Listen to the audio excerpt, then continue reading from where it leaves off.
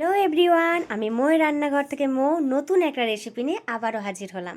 তো এই রেসিপিটা কিন্তু তোমাদের দারুণ খেতে লাগবে, অবশ্যই একবার বাড়িতে ট্রাই করবে।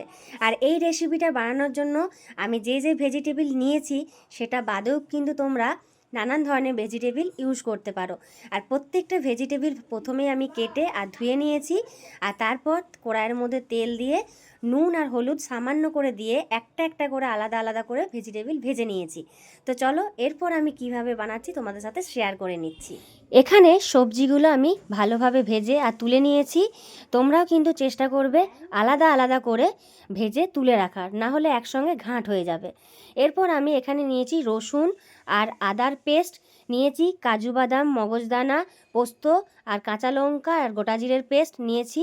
বড়িটাকে ভালোভাবে ভেজে তারপর সেই তেলের মধ্যে শুকনো লঙ্কা, তেজপাতা আর চিনি দিয়ে ভালোভাবে নেড়ে নিচ্ছি।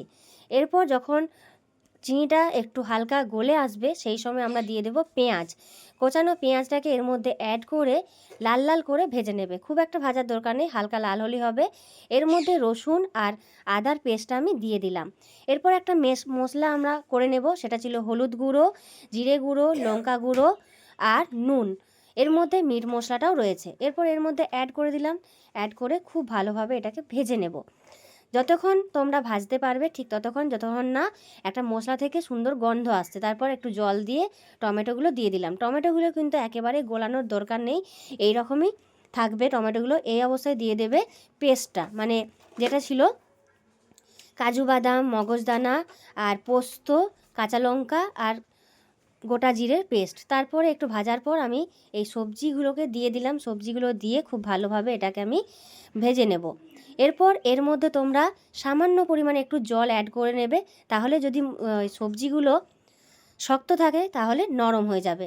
আর বেশ কিছুক্ষণ পরে যখন নামাবে তার ঠিক আগেটাতে তোমরা ধনেপাতা আর ঘি দিয়ে এটাকে নামিয়ে ফেলবে। দেখো এখানে আমি হালকা একটু জল দিয়েছি, আর নামানোর ঠিক আগেটাতে ধনেপাতা আর ঘিটাও দিয়ে দিয়েছিলাম। আর গরম ভাতের সাথে এটা যদি তোমরা সার্ভ করো অবশ্যই কিন্তু খেতে দারুণ টেস্ট লাগবে। সেই জন্য বললাম একবার অন্তত বাড়িতে একবার ট্রাই করো। এটা তোমাদের সামনে আমি মেখে দেখাচ্ছি যে কালারটা কত সুন্দর এসেছে দেখো, আর খেতে কিন্তু অসাধারণ হয়েছিল। তো প্লিজ প্লিজ প্লিজ একবার অন্তত বাড়িতে ট্রাই করবে, আর কমেন্ট বক্সে অন্তত একটা কমেন্ট করে যাবে।